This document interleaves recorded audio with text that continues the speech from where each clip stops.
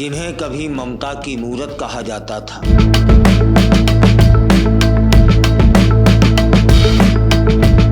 आज उनके गुनाहों की बात हो रही है। इस समय सोनम रघुवंशी की हर एक घर में चर्चा हो रही है कि 7 फेरों के 7 वचन कैसे निभाए उसने। हनीमून पर जाती है, अपने पति का मर्डर करवा देती है, ऐसा उस पर आरोप है। इस समय सोनम पुलिस की हिरासत में है और पुलिस जांच कर रही है। इसी के बीच एक और मामला सामने आया हनीमून पर शिलोंग गए कपल का, और पता भी चल चुका है कि उनमें से एक की मौत हो चुकी है और दूसरे को उसकी मौत का जिम्मेदार माना जा रहा है। इसी के साथ भारत में महिलाओं की इमेज को लेकर भी हर एक घर में चर्चाएं हो रही हैं। लोग कह रहे हैं कि ये तो ममता की मूरत थी, आज वो उसके गुनाहों की चर्चा हो रही है। भारत के इतिहास में ऐसी कई महिलाएं हुई हैं जिन्होंने ऐसे ऐसे ऐसे ऐसे क्राइम अपराध किए जो हैरानी में डालने वाले थे। आज उनमें से कुछ खूंखार महिलाओं की जो आपराधिक पृष्ठभूमि है उसको जानने का प्रयास करते हैं। देश की पहली महिला किलर कौन थी? हमारे देश की पहली महिला किलर थी के पन्ना, को साइनाइड किलर के नाम से भी जाना जाता है अभी तक। केडी ने एक नहीं कईयों हत्याएं की और उसका मकसद मात्र लोगों को लूटना था, और उस लूट के लिए वह साइनाइड मिला हुआ पानी पिला देती थी। और इसके बाद वह व्यक्ति जब मरणासन अवस्था में पहुंच जाता था तो उसके पास जो भी बेशकीमती सामान हुआ करता था वह लेकर फरार हो जाती थी। और केरल की रहने वाली जॉली जोसेफ ने भी फर्जी डिग्रियां थी उसके पास, और वो बात खुल न जाए क्योंकि वो फर्जी प्रमाण पत्रों से सरकारी नौकरी कर रही थी।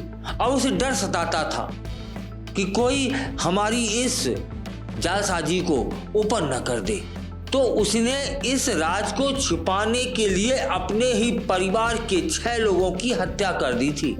जॉली ने हत्या के लिए भी वही तरीका अपनाया, साइनाइड का इस्तेमाल किया था।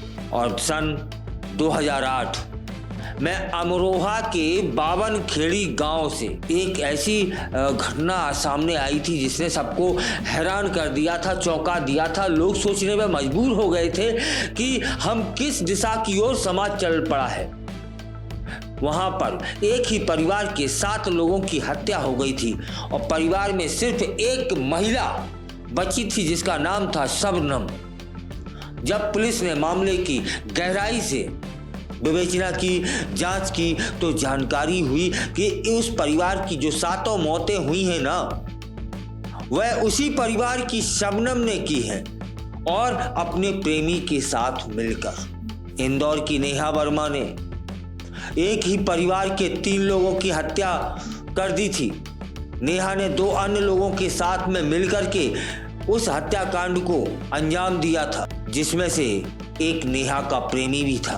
बेरहम महिला कातिलों में सीमा गावित, रेणुका शिंदे, अंजना माई गावित का नाम भी सुर्खियों में रहा है। ये माँ बेटियां मासूम बच्चों को शिकार बनाती थी। तीनों इतनी क्रूर थी कि बच्चों का सिर दीवार से पकड़कर फोड़ दिया करती थी। वहीं सिमरन सूद का नाम क्या भुलाया जा सकता है।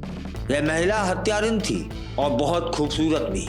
खूबसूरती का वह लाभ उठाती थी, लोगों को अपनी खूबसूरती में फंसाती थी और इसके बाद उनकी हत्या कर देती थी। कारण उनके पास जो बेशकीमती सामान हुआ करता था उसको लेकर वह फरार हो जाया करती थी।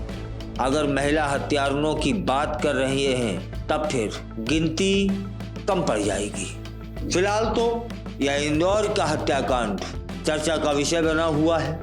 सुनने में तो यह भी आ रहा है कि वहां अपने पति को मरवाने के बाद 25 तारीख को वह इंदौर में आती है और अपने प्रेमी के साथ में एक रात गुजार कर जाती है। यह है सोनम। सच क्या है?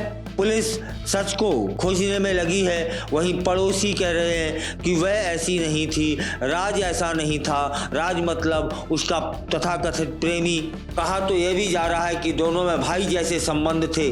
अब तो यह भी खुल गया है कि पहला वार किसने किया और जो सुपारी देकर के लोग मंगाए गए थे वो जब राज से आगे चल रहे थे और एकांत की जगह देखी और सोनम पीछे थी, तब उसे लगा यहाँ कोई नहीं है। जिनको हमने भाड़े पर बुलाया है वो आगे है, मैं पीछे हूँ। अब राज का बचना मुश्किल है। जो चिल्लाती है कि मार दो इसे।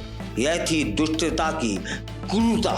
फिलहाल पुलिस के चंगुल में है और राज बहुत जल्दी सामने आएगा कि कैसे मारा था इसने, इस दुष्ट ने कैसे क्या क्या किया था।